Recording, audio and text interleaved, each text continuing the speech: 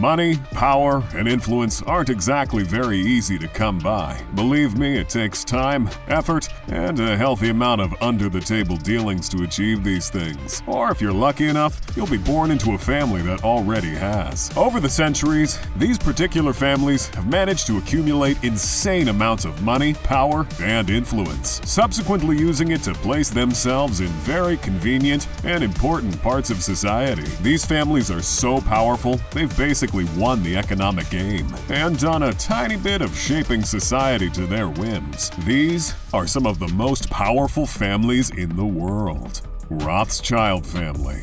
If you know anything about conspiracy theories, then you've certainly heard about the Rothschilds, from the wildest to the most plausible. One way or the other, the Rothschilds had something to do with it. I mean, if the first page of Google is to be believed, the Rothschilds have done everything from controlling every central bank in the world to even controlling the weather, with an insane combined net worth of $400 billion.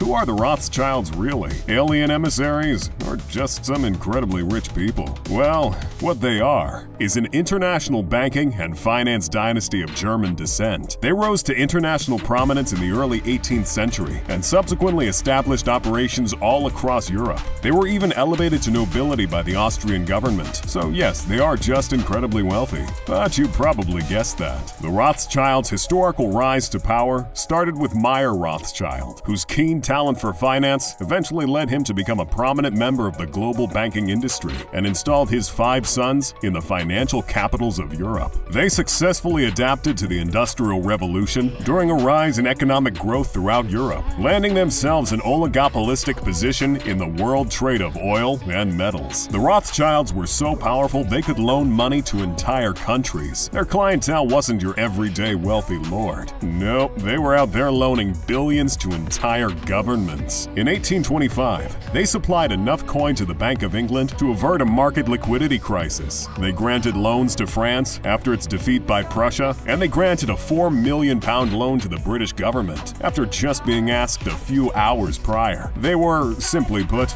just rolling in that money. These days, the family has taken a more low-key approach to being a financial superpower, while spending their wealth by donating vast quantities of art to charity and generally avoiding conspicuous displays of wealth, especially after their surrealist party back in the 70s that'll haunt my dreams forever. The Rothschild family are without a doubt extremely powerful, influential, and cloaked in mystery, hence all the conspiracy theories. But whether or not they are responsible for the assassination of JFK or are fighting against climate change is for the conspiracy theorists to decide. The Windsor family. Quite possibly one of the most popular and most influential groups of royals in the entire world, with family branches that have stretched all across Europe and influence that quite literally stretches the entire globe. If that doesn't make you want to find your own Windsor heir to marry, wait till you find out just how wealthy the latest generation of British royalty is. Prince William and Kate Middleton's 3 kids, George, Charlotte, and Louis, aren't just living a life of unparalleled luxury, they're making bank too. Prince George is already worth $2.8 billion, and his sister Charlotte is worth $4.3 billion. They're already making 10 digits, and neither of them is 10. Simply mind-blowing. The Windsors aren't just sitting at the top of a country with a GDP of $2.7 trillion. Their influence spreads far beyond Scotland, Northern Ireland, Wales, and England, reaching every continent on Earth. Yes, including Antarctica. Some of these countries include the South Pacific island of Tanna, where the Duke of Edinburgh was considered a literal god, and Canada, where the portrait of Queen Elizabeth is featured on their $20 bill. That might sound a little strange to you, but did you know Queen Elizabeth technically owns 1/6 of the Earth's land? Of course she's gonna show up on a few bills. The Queen is technically the largest landlord in the entire world, owning more than 6 billion acres of land, and is technically the head of state of 16 countries. These countries are part of what's known as the Commonwealth realm, and are some of the wealthiest places in the world, like Australia, New Zealand, and Canada, which would technically make the Windsor family worth an estimated $25 trillion.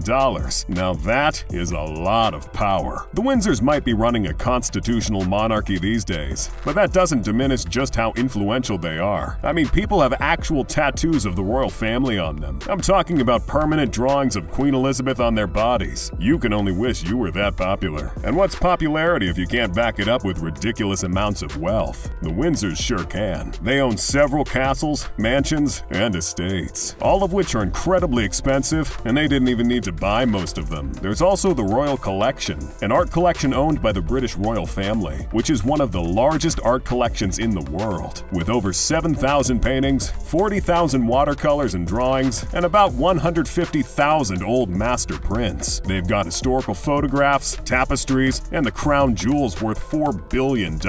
Pretty much everything you could consider art can be found in this collection. Some of the Windsors' luxurious royal holdings include Kensington Palace, which has an estimated worth of $630 million, and Buckingham Palace, which is worth $4.9 billion, one of the most expensive and popular buildings in the world, and they just casually live in it. Koch family. What do you get when you mix oil money, time, and a healthy bit of generational wealth? Well, you get the Koch family, a dynasty of oil billionaires that have shaped both the economic and political landscape of the United States. With a current net worth of $100 billion, the Koch family started their rise to power with a company that had a mouthful for a name. It was originally called the Wood River Oil and Refining Company, until it was thankfully renamed to Koch Industries in honor of Fred Koch, one of its earliest members. It was run by his two sons, David and Charles Koch, affectionately referred to as the Koch brothers, after which millions upon millions of Coca-Cola jokes were made. That is until David passed away in 2018 at the age of 79. Now, to give you an idea of why the Koch family is on this list, please note, Koch Industries is currently the second largest privately owned company in the United States, and currently the sixth largest in the entire world, raking in a yearly revenue of $115 billion. Oh, but Koch Industries isn't just rich, it's prolific as well. They've acquired so many companies and have so many subsidiaries. They effectively do everything now, and I'm not even exaggerating. These acquisitions were incredibly smart as well. Some of them include the $22.5 billion purchase of Georgia Pacific, one of the world's largest manufacturers and distributors of paper. They provide a wide variety of household products under popular names like Brawny, Angelsoft, and Vanity Fair. They also spent $7.5 billion to purchase Molex, an electronic components manufacturer, and they work with the National Guard of the United States as well. That's paper, electricity, and protection. Whatever kind of apocalypse is coming, the Koch family is ready. Not only are they wealthy, they also invest a non-significant amount of their wealth into making sure the political landscape of the country is exactly the way they want it. It turns out, you don't have to be royalty, or hold any political office for that matter, to get a few politicians to speak your language. If there's one thing the Koch family is really passionate about though, it's real estate. They purchased a multi-billion-dollar, 63-story, 4,000-unit hotel and casino on the Las Vegas Strip, and that was just the start. They plan to buy more hotels and hospitality assets. At this point, they're just trying to fill a bingo card of industries they can take over, I think. The Walton family. Here's a family so powerful, they have an insane net worth of $169.7 billion and own a corporation so massive, it has a net worth larger than some countries' GDP. Yet nobody really talks about them. You know what a Walmart is? I know what a Walmart is. We've all seen the memes. But did you know that there are approximately 10,500 Walmart stores in 24 countries worldwide, which employ about 2.2 million people? Well, I certainly didn't. Walmart was founded by Sam Walton in 1962. Over the years, it eventually grew into the world's largest company by revenue, earning over $540 billion, consequently turning the Waltons into the richest family in the United States. Let me tell you, Walmart is so powerful, its very existence in a community is enough to destroy whatever competition stands in its way. If a Walmart opens up in a small town, about half its retail trade will be gone in a few years, felled at the feet of this retail giant. Naturally, Walmart's customer size is frankly ridiculous. Thanks to its low prices and wide range of products, it appeals to virtually everybody and serves approximately 220 million customers every week. The Waltons have had more than one successful venture though. You don't get over $100 billion by being a one-trick pony after all. One of these ventures was known as Sam's Club, a chain of warehouse clubs that sold groceries and general merchandise. It operated 600 warehouses houses and raked in profits up to $57 billion. Even their charitable foundations are a hit. The Walton Family Foundation has managed to take on environmental issues and education, spending $1 billion on the latter. The Waltons have used their vast wealth to dabble in a bit of politics as well. The political leanings of the Waltons aren't exactly one note, though. Different heirs to the Walmart throne have paid large sums of money to different sides of the political aisle, trying their darndest to influence policies, like a really boring season of The West Wing. Morgan family.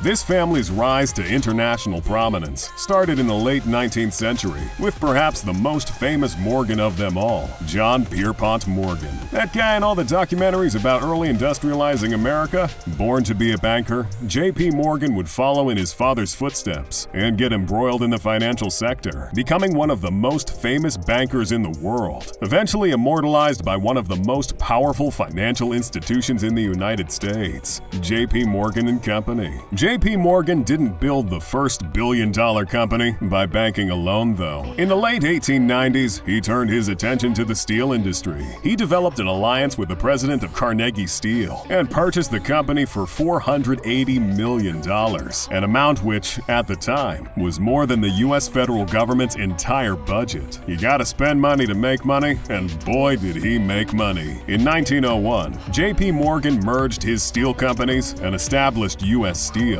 a company worth $1.4 billion, placing him not only at the top of the banking industry, but the railroad industry as well. He also controlled 60% of the steel industry too, for good measure. Not to mention the fact that he sat at the board of directors for 48 different companies. This obviously granted the Morgan family immense political and economic sway around the world. J.P. Morgan was part of several illustrious social clubs, where he would meet and rub shoulders with some of the most powerful men in society. He even founded his own club and called it the Metropolitan Club, which had powerful members in it, including the likes of fellow billionaire Cornelius Vanderbilt. Morgan managed to achieve such wealth and influence by being an incredibly savvy and honest businessman. And just kidding, he was the very definition of cutthroat. He bullied, outcompeted, or straight up bought out any competitors. After J.P. Morgan's death in 1913, he left behind what would eventually become the largest bank in the United States, with assets worth $3.7 trillion.